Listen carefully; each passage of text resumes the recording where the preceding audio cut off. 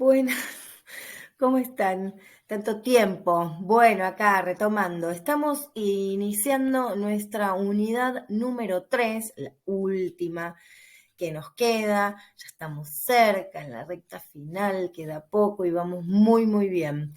Esta última unidad nos va a invitar a pensar, a seguir pensando, porque todo el tiempo lo estuvimos haciendo, en la educación hoy. Vamos a ir trabajando en la educación y en la escuela en el contexto de los cambios socioculturales que nos vienen atravesando. Y ahí nos vamos a detener a pensar fundamentalmente en el lugar de los docentes, pero sobre todo en nuestro lugar como docentes de educación física o futuros docentes de educación física, aunque creo que ya estando en el primer año de la carrera, muchos de ustedes están teniendo contacto ya con este rol docente, aunque no sea directamente en la escuela. La invitación es que podamos pensar en nuestra tarea, en cómo se vincula con los cuerpos y tratar de dar un abordaje integral a esa mirada acerca de los cuerpos que somos y con los que trabajamos. Y invitarlos a pensar y a reflexionar sobre nuestra práctica pedagógica y sobre las problemáticas que son muchísimas, a la luz de poder analizarlas con nuevos textos o con nuevos autores que vamos a ir presentando, pero también revisando todo lo que venimos viendo hasta ahora.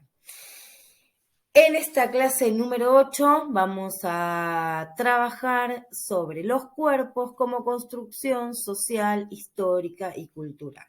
Sí, otra vez la construcción social, histórica y cultural es parte de nuestro abordaje, porque todo lo que somos tiene que ver con lo que estamos siendo y hemos sido construidos. También los cuerpos, que no están solamente vinculados a lo biológico, sino a todo lo que lo constituye. Para poder trabajar sobre esta idea, me pareció súper interesante traer este autor, Pablo Jaragroski. Escribió un libro que se llama El cuerpo en la escuela, es un artículo, pero además hizo muchísimas investigaciones, todas o muchas de ellas vinculadas a nuestra tarea, porque él, además de ser máster en ciencias sociales, licenciado y profesor en ciencias de la educación, es profesor de educación física y se interioriza fundamentalmente en todo lo que tiene que ver con el género. Es muy, muy interesante todo lo que tiene para compartirnos, así que más allá de la lectura de hoy y del texto, que es también de él, en realidad unos fragmentos extraídos de una investigación que él hizo con profesores de educación física allá por 2004, los invito a que chusmeen y que miren todo lo que tiene escrito porque realmente es muy interesante. Muy bien, entonces, como les contaba, vamos a trabajar con Pablo. El apellido es difícil, así que vamos a decirle así. Y su texto de Los cuerpos en la escuela. ¿Por qué? Nos ponemos a pensar en el cuerpo dentro de la escuela. Bueno, fundamentalmente nosotros, como docentes de educación física, trabajamos con el cuerpo, con los cuerpos y enseñamos con los cuerpos y a partir de los movimientos. Y entonces es importante detenernos a ver qué pasó históricamente con los cuerpos en la escuela.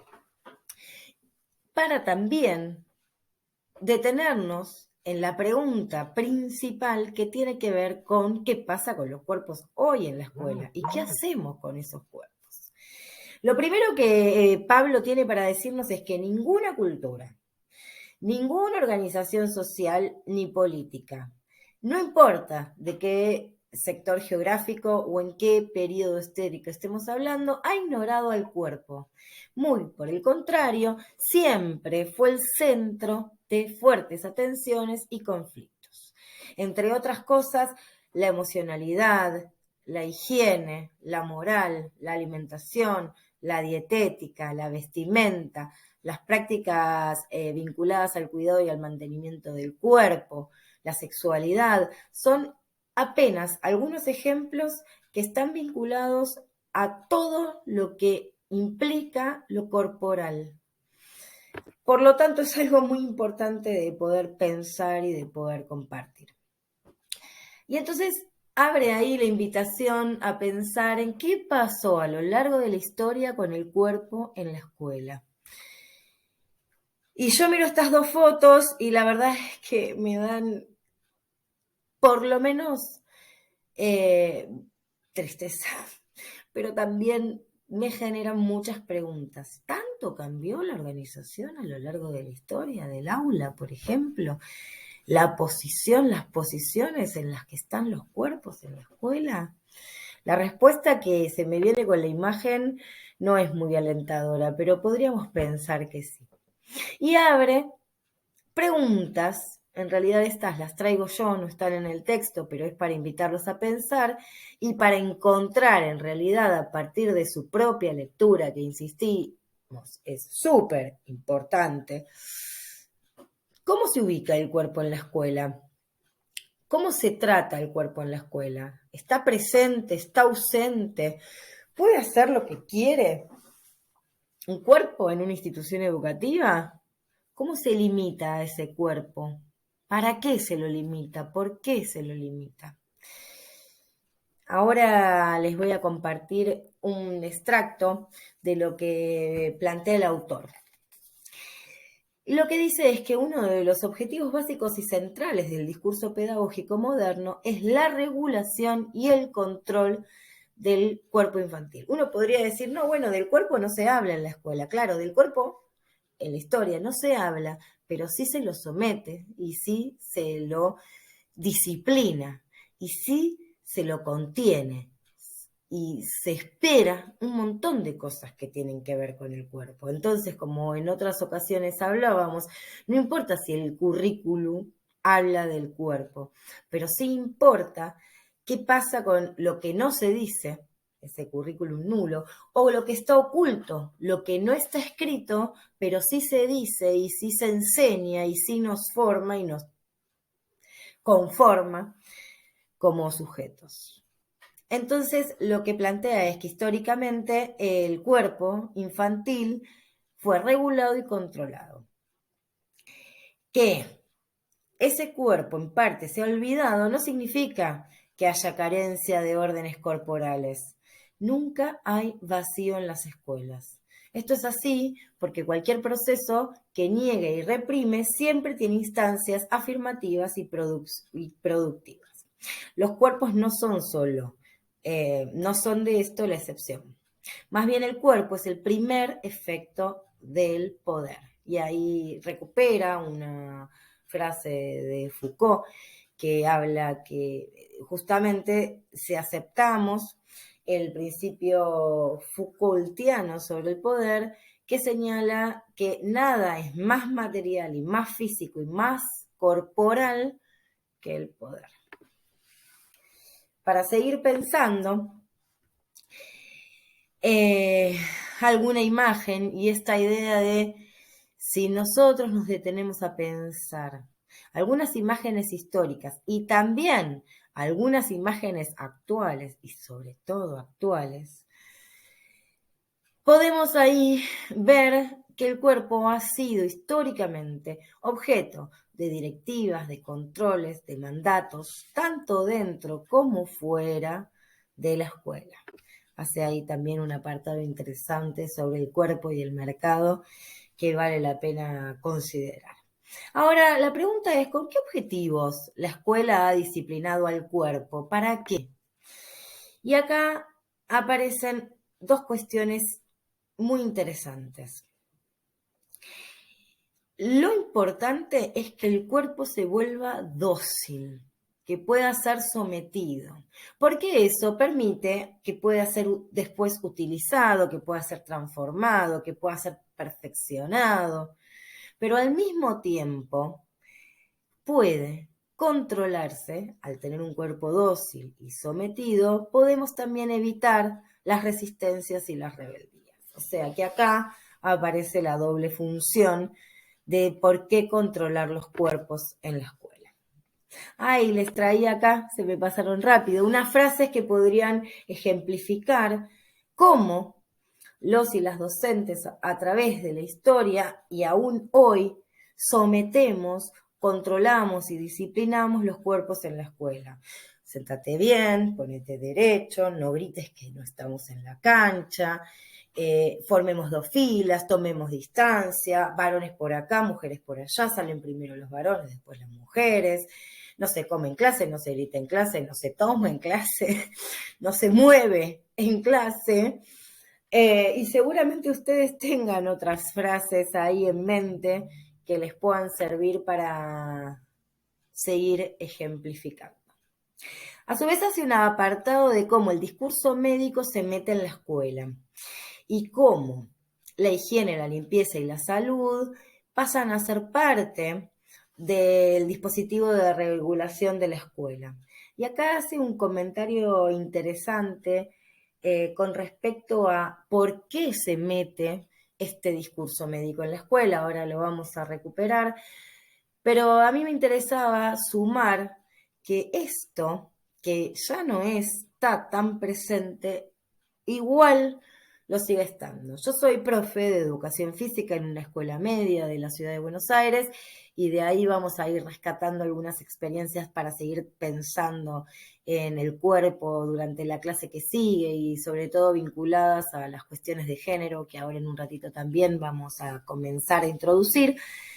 Pero con esto de lo médico pensaba y que se instaló de manera tal lo médico y ahora fundamentalmente cercano a la educación física que, por ejemplo, sin apto médico los chicos no pueden, las chicas tampoco, hacer educación física en la escuela.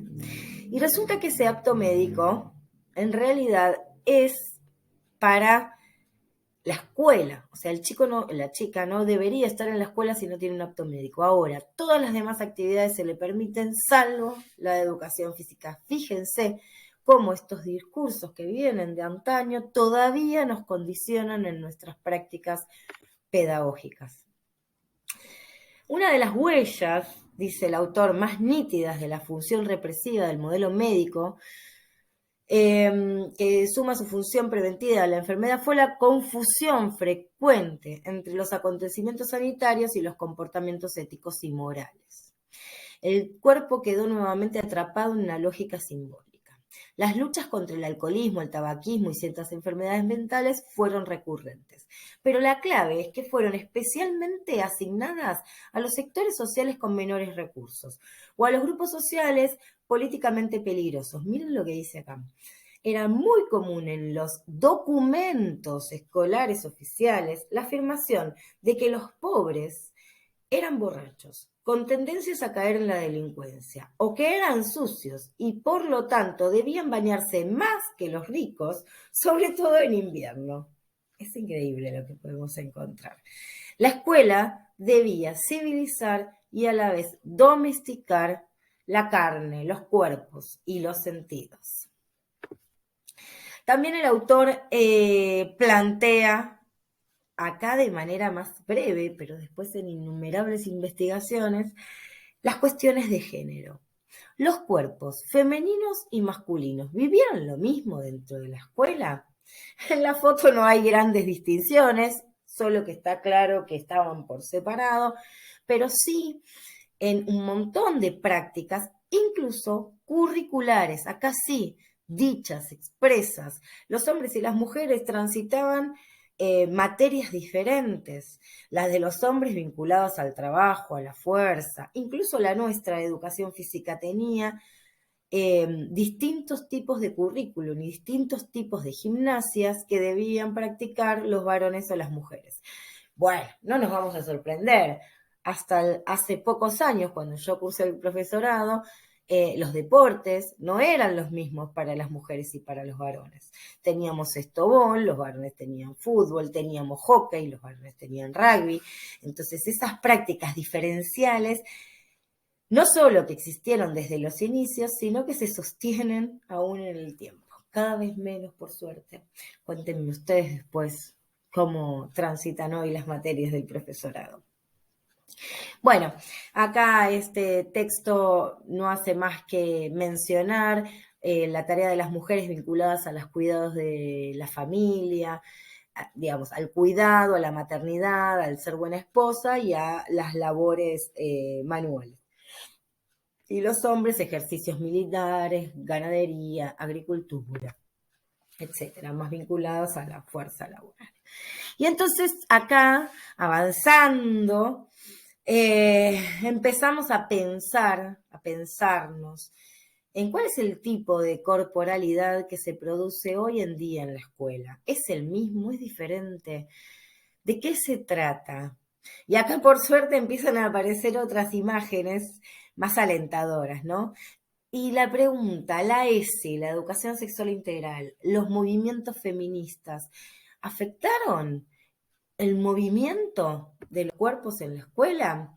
Bueno, en el texto de Pablo se van a encontrar con que se vuelven más sutiles, pero siguen estando. Por ejemplo, él hace referencia al uso de los espacios en los recreos y cómo los varones suelen ocupar la mayor cantidad de espacio porque parece que tienen más necesidad de correr y de moverse que las mujeres, y algunas mujeres y algunos otros varones espacios más reducidos. Y entonces dice que esto incide en las actividades corporales que uno va formando, ¿no? A lo largo de la vida, separando, jerarquizando, incluyendo o excluyendo y reforzando estereotipos, naturalizándolos.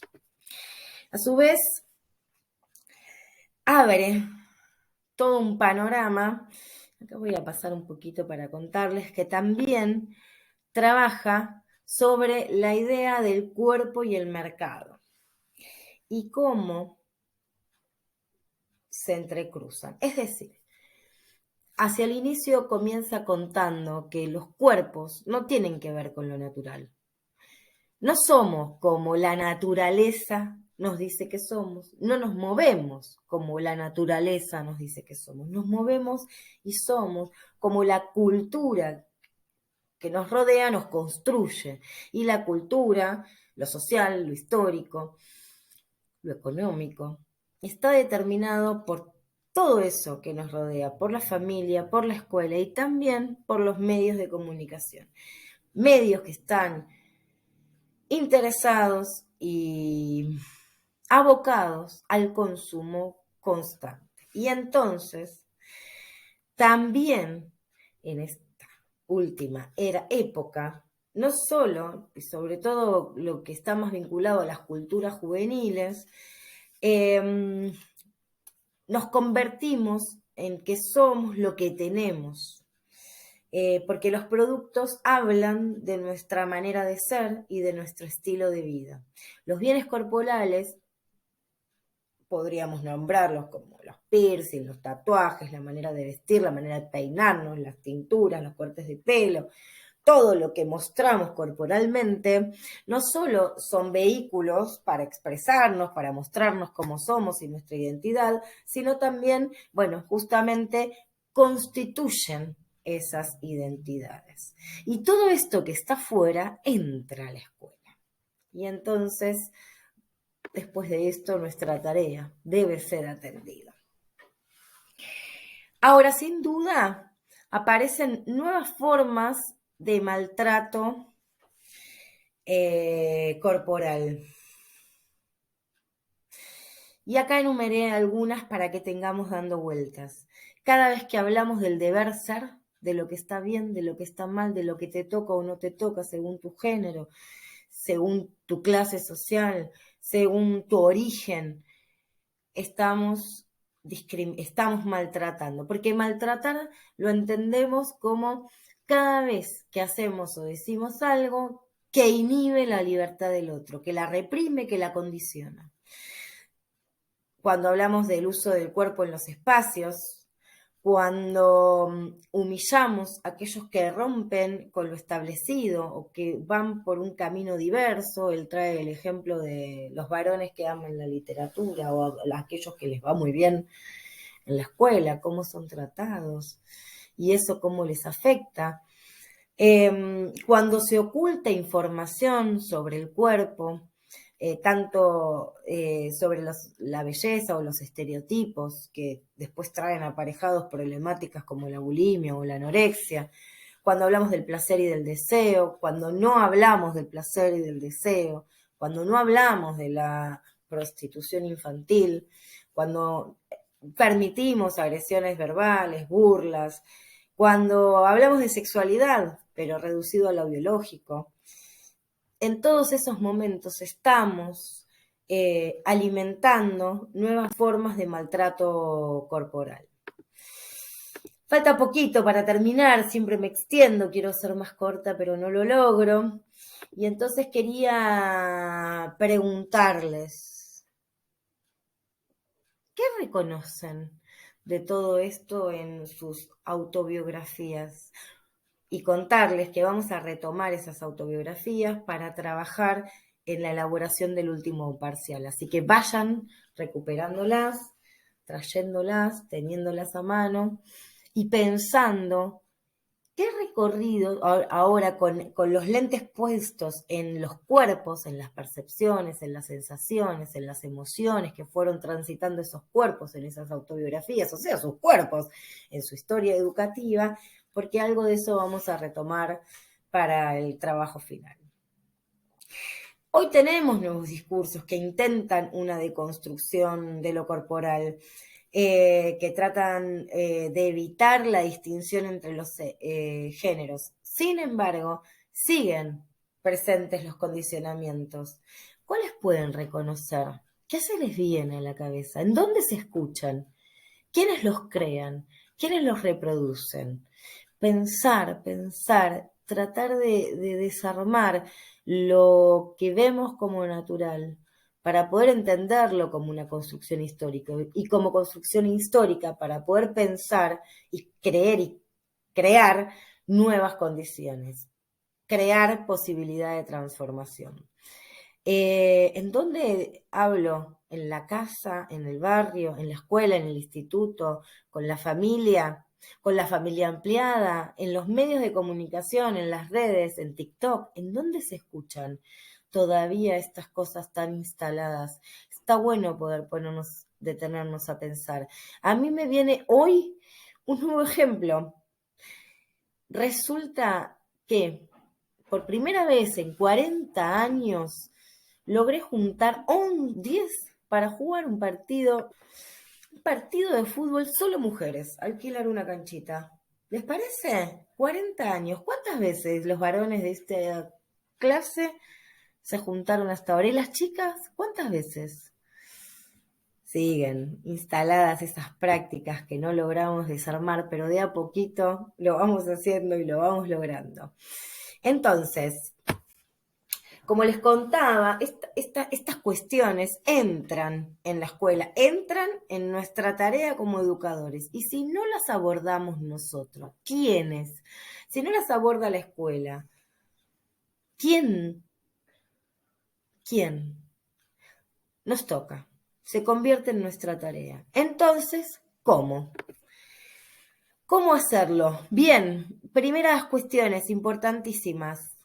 Respetando las diferencias, generando justicia o visibilizando cuando no la hay, a través de la solidaridad, a través del desarrollo de la empatía con el otro, a través de la igualdad.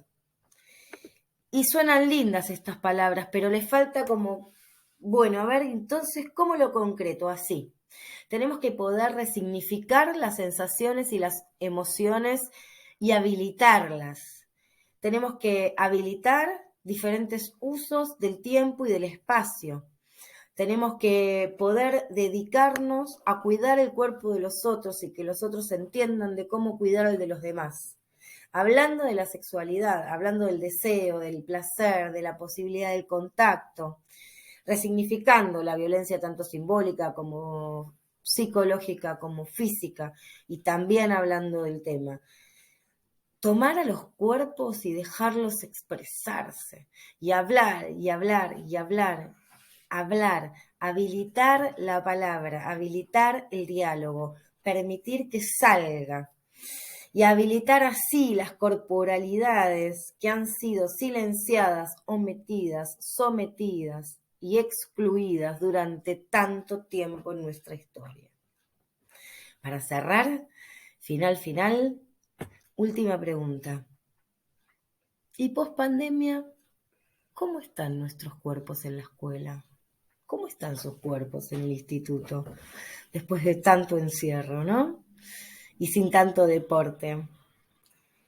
¿Hay nuevas normativas para los cuerpos? ¿Cuántas preguntas para seguir haciéndonos? Nos vemos la clase que viene.